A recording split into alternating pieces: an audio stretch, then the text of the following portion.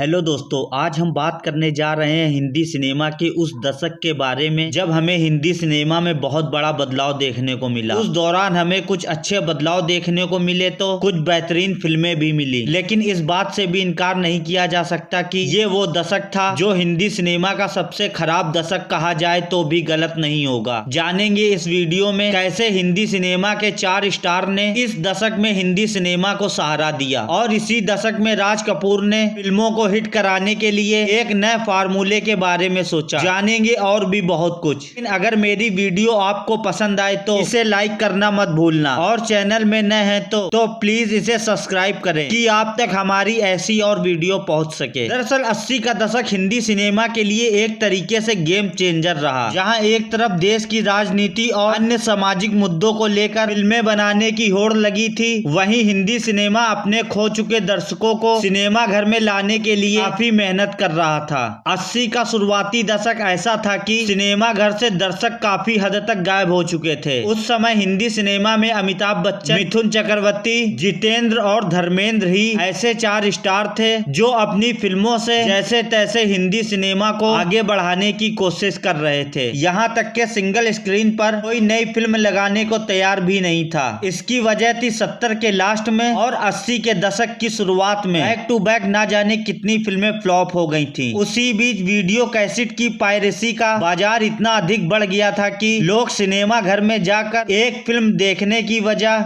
वो 4 फिल्मों की कैसेट लाकर घर में देखना ज्यादा पसंद करने लगे थे। वहीं वीडियो कैसेट पायरेसी पर अंडरवर्ल्ड का कब्जा था, जिसके चलते कोई भी इस बारे में खुलकर नहीं बोल रहा था। अतः फिल्म निर्माता भी फिल्म बनाने से कतराने लगे, जिसके चलते पूरे बॉलीवुड को एक होना पड़ा और पहली बार अंडरवर्ल्ड के खिलाफ पूरे बॉलीवुड के एक्टर सड़कों पर उतर आए। वहीं सिनेमा घरों की हालत इतनी बुरी हो चुकी थी कि भारत के अधिकांश सिनेमा घरों में पुरानी फिल्में ही लगा करती थीं। नई फिल्मों का मोह लोगों के बीच खत्म हो चुका था। इसी बीच जितेंद्र ने एक नई फिल्म खुद प्रोड्यूस की जिसका नाम था दीदारे यार, जिसमें उनके साथ ऋषि कपूर भी थे, लेकिन यह फिल्म फ्लॉप रही। जिसके बाद जितेंद्र किसी भी तरह की फिल्म करने के लिए तैयार रहते थे। इसी बीच उन्होंने एक नया तरीका निकाला, वो साउथ की फिल्में हिंदी भाषा में बनाने लगे और उनकी फिल्में बॉक्स ऑफिस में हिट भी होती थीं।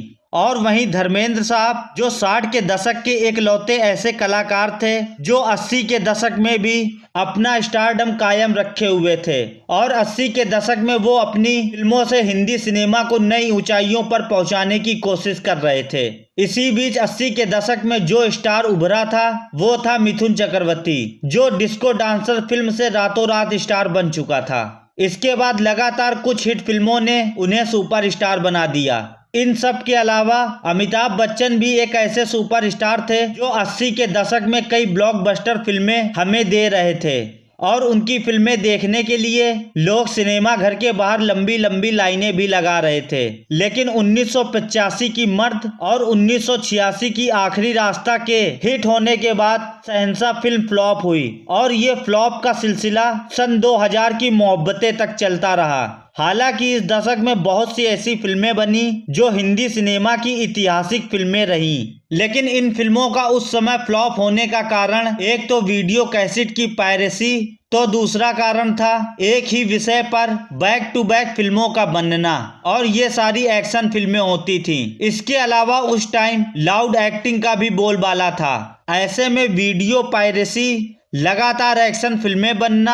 सिंगल सिनेमा घर पर ताले लगना, ये सब हिंदी सिनेमा को खतरे में डाल रहा था। तभी राज कपूर एक नए ट्रेंड के साथ वापसी करते हैं और वो फिल्म होती है राम तेरी गंगा मैली हो गई, जो 1985 में रिलीज हुई थी। इस फिल्म में कुछ ऐसे न्यूड सीन थे जो दर्शकों के लिए काफी नया था। इस फिल्म में जहां मंदाकिनी ने डेब्यू किया था, वहीं राजीव कपूर ने इस फिल्म में काम किया था, जो ना ही सफल एक्टर थे और ना ही पॉपुलर थे। इसके बावजूद फिल्म हिट रही, जिसके चलते फिल्म निर्माताओं को भी समझ आ गया कि बिना खून खराबा दिखाए और बिना बड़े स्टार कास्ट को साइन किए बिना भी फिल्में हिट हो सकती हैं। हालांकि 80 का दशक वो दशक था जिसमें 1500 से भी अधिक फिल्मों का निर्माण हुआ था, जो इससे पहले किसी भी दशक में नहीं हुआ था, और इनमें से आधी ज्यादा फिल्में बुरी तरीके से बॉक्स ऑफिस में फ्लॉप साबित हुई थी, जिसके चलते हिंदी सिनेमा बुरी तरह से डूब रहा था। इसी बीच इस दशक के लास्ट तक हिंदी सिनेमा में कुछ नए डायरेक्टरों की एंट्री हुई, जिन्होंने एक नए तरीके की फिल्म मेकिंग और एक नए तरीके के साथ फिल्में बनाना शुरू की। कयामत से कयामत तक और मैंने प्यार किया जैसी फिल्में बनाई, जिन्होंने फिल्मों के साथ साथ म्यूजिक इंडस्ट्री को भी वापस खड़ा करने में बहुत बड़ा योगदान दिया। हालांकि इस दौरान मिस्टर इंडिया, घातक, घायल, नाम जैसी भी फिल्में बनी, जिनके कलाकार आगे चलकर बहुत बड़े स्टार भी बने।